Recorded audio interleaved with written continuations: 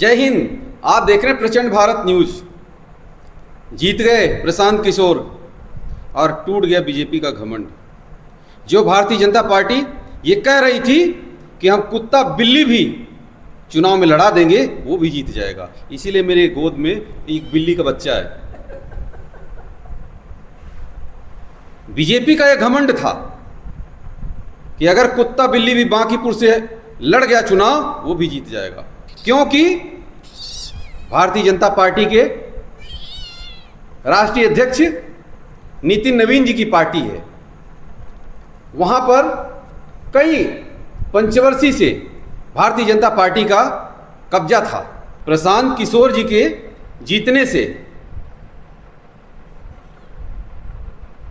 बैठे रहो, बैठ जाओ, बैठो, डर रही क्या? प्रशांत किशोर जी के जीतने से सब कुछ नहीं बदल जाएगा, लेकिन बहुत कुछ बदल जाएगा।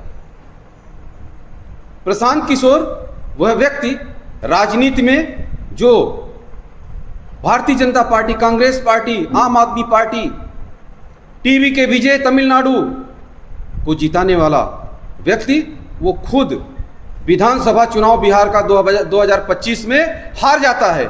जो व्यक्ति 2 साल तक पैदल चल चलकर गांव और गली मोहल्लों में अपना खून और पसीना लगाता है और हुंकार भरता है कि बिहार को बदलूंगा, बिहार की सरकार को बदलूंगा, वो व्यक्ति जब बिहार विधानसभा का चुनाव आता है तो 2 लड्डू लेकर के आता है, 2 सिफर लेकर के आता है।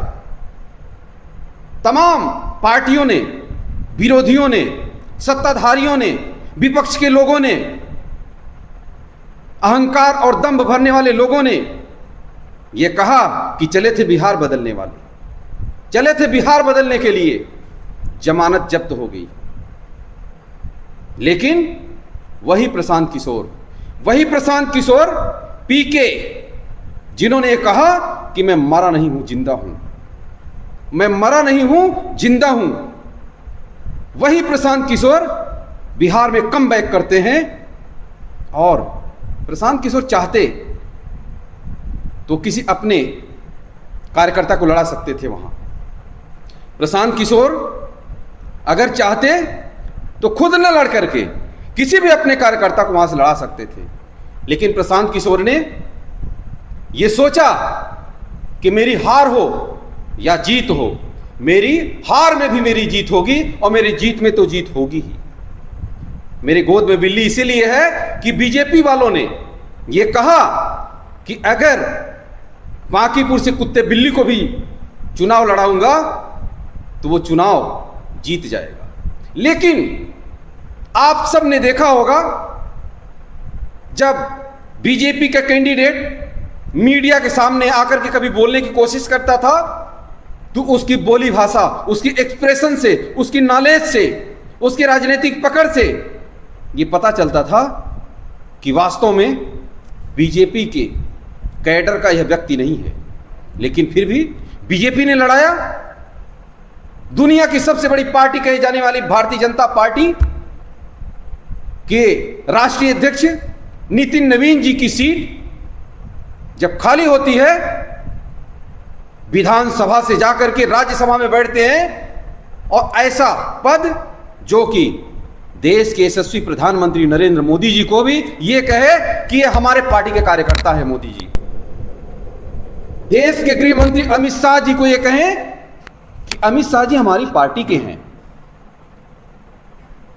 रक्षा मंत्री राजनाथ सिंह जी को, नितिन गडकरी को, बड़े बड़े नेताओं को ये कहें कि मेरी पार्टी के हैं।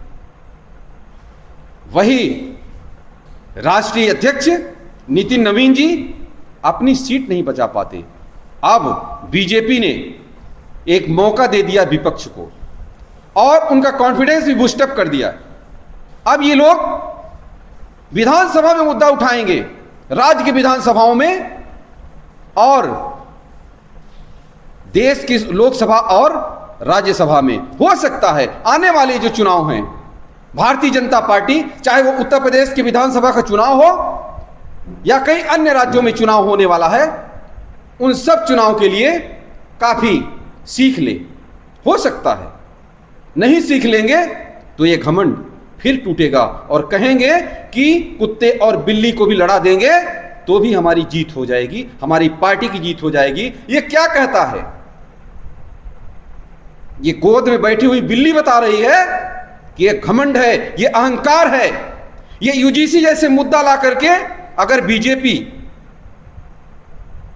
जो उनके कोर वोटर्स थे उनके ऊपर जो बीजेपी ने प्रहार करने की कोशिश किया, ये लोगों ने, बांकीपुर के लोगों ने, बिहार के लोगों ने उसका बदला लिया है।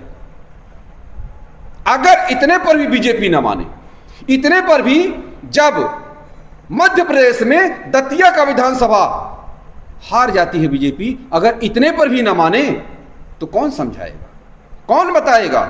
नहीं, कोई नहीं बताएगा। क्यों? कि जो बताएगा वो जेल में जाएगा, जो बताएगा वो दुश्मन बनेगा। दुश्मन कोई क्यों बनेगा भाई? किसी का दुश्मन क्यों बनेगा? अगर कोई सही बात बताएगा वो दुश्मन बन जाएगा। दुश्मन नहीं बनना है ना, बिल्कुल दुश्मन नहीं बनना। प्यार प्यार से, अभी भी वक्त है, अभी भी मौका है।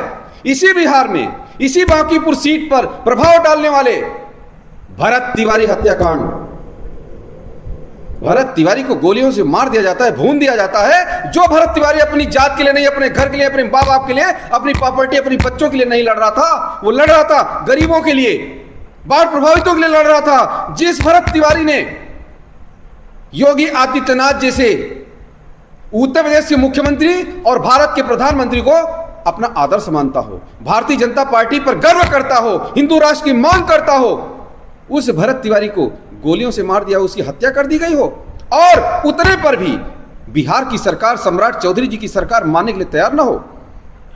तमाम वो बिहार बीजेपी के नेता से लेकर के राष्ट्रवादी पार्टी कही जाने वाली बीजेपी, किसी ने एक चूं तक नहीं किया, नहीं। और आज तक भरत तिवारी के लिए जंतर मंतर से लेकर बिहार के तमाम वो जगहों पर लोग आंदोलन कर रहे हैं, लोग मांग कर रहे हैं कि भरत तिवारी को न्याय दो, लेकिन नहीं, घमंड है। ये बिल्ली बैठी है, ये बिल्ली बैठी हुई है, ये घमंड है। भरत तिवारी ने 20 साल की उम्र में अपना पिंडदान कर दिया था। जिसको नहीं पता है वो लोग भी जान लीजिए।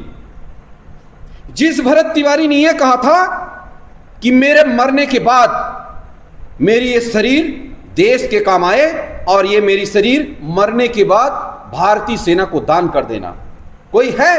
लोग कहते हैं कि लोग जातिवाद के दम पर भरत तिवारी का डिफेंस कर रहे हैं, भरत तिवारी को बचा रहे हैं, वो तो अपराधी था। आज उनका भी घमंड टूट गया, सच सामने आ गया। सच में, सच परेशान जरूर होता है लेकिन परास्त नहीं होता है।